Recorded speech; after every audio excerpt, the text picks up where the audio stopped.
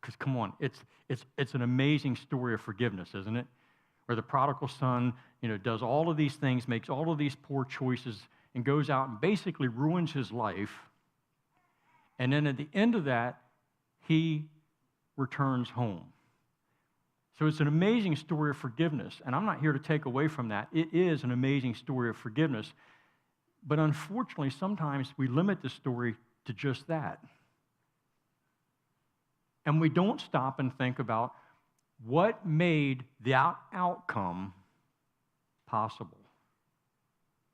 And that's what I want us to look at today as we finish up this series on family, because family matters.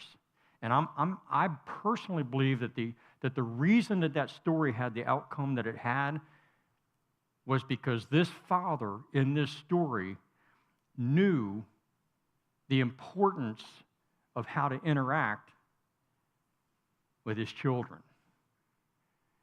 He spent time trying to get his children, the two sons, to think about and learn how they interacted, didn't he?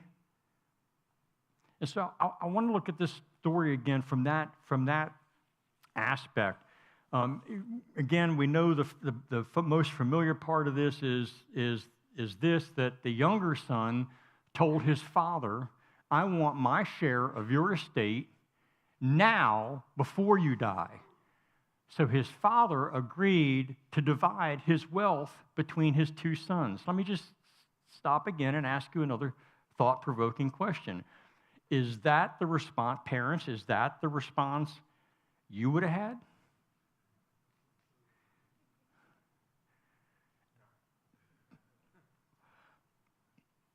I doubt seriously that would have been the response I would have had, or my daughter, who was on the worship team this morning, would, if she was in here, she would probably shout out, that's not the response he had. What caused that? What drove the father to come to this conclusion that his interaction with his son should be to grant his request? Because if you study Jewish or Hebrew history, when you unpack this story in the original language, here's what the son was really saying to his father: I wish you were dead. Why don't you just go ahead and take your last breath now so I can have what I want and live the way that I want? I mean, that's what really was being the implication of this request to the father. And I can assure you, if that's what my daughters said to me, my first inclination wouldn't have been, let me get the checkbook. What drove this father to make that decision?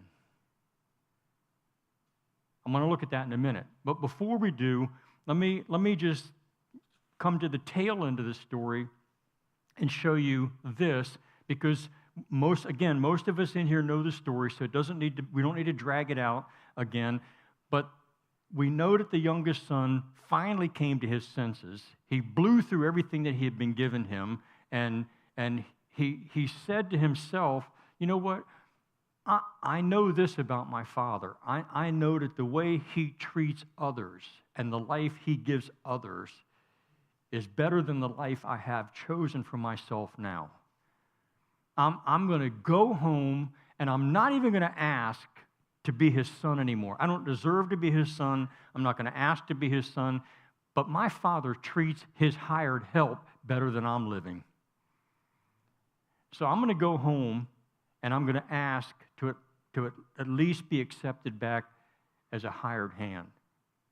And again, we know the story. He comes home, and does the father hire him as a hand? Father runs out, takes the best robe, a family ring. He puts the robe and the ring on and completely restores this child who deserved nothing more than rejection from the world. Amazing story of restoration and forgiveness. But then, how does the older son react? Gee, I'm glad my brother's home. Now he can go out and help me in the field again, right? No, that's not what he said. He said this. He said the older brother was angry and wouldn't go in. So if you read the story in Luke 15, the older brother is out in the field and he's doing the chores that has been assigned to him. Now, put yourself in this brother's position for a second. You're out there doing what you're told. You're hot, you're sweaty, the day's over, you come home, and you hear a party. And not just any party. You hear a party like you've never heard before. I told the first service this. What did the father do? He had the servants kill the fatted calf. You don't have a barn full of fatted calves. You have one that you're saving for a special occasion. And the father has now slaughtered that and initiated this party and invited probably all the friends and stuff around because he wanted to know that his son had come home, and the other son comes in from the field to this. And he's mad. Anybody relate? Well, what's the father do? See, the father had a choice when the son said, Dad, give me everything that's coming to me, I'm gone. See, I would have thought of a number of other things. Sending him to his room, reducing or eliminating his allowance. Come on. I mean, you probably have a list, right? I mean, and the list would have gone all the way down to, you ain't getting a dime, I'm disowning you. But the father didn't make any of those choices, did he? And now the father finds himself in another very difficult decision because this son is refusing to come to the party. I don't know about you, but as a father, I could have made a few different decisions than this. Amen? I mean, I don't have to unpack the list for you. If you're a parent in here today, you can begin to imagine for yourself how you would have responded not only to the first son, but now to this one. But this father said to him, please. He begged him to come in. He didn't deny the natural anger the older son had. He didn't dismiss his emotions. I think he was trying to teach to this older son who had done it all right. Were you one of those kids that did it all right? By and large. He had done what his father wanted. He had stayed home and he had been part of the farm and taken care of stuff and treated the servants well and done all of these things. But then this happens and his brother comes home and he's like, I don't care what you say, Dad. I'm not coming in.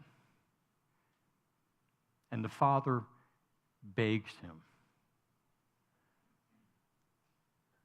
So the last few minutes we have together today, here's what I want to do. I want to look at three things, and I think there could probably more, but I want to look at three things that I believe that God led this father to see and do that ultimately allowed the outcome to happen that happened.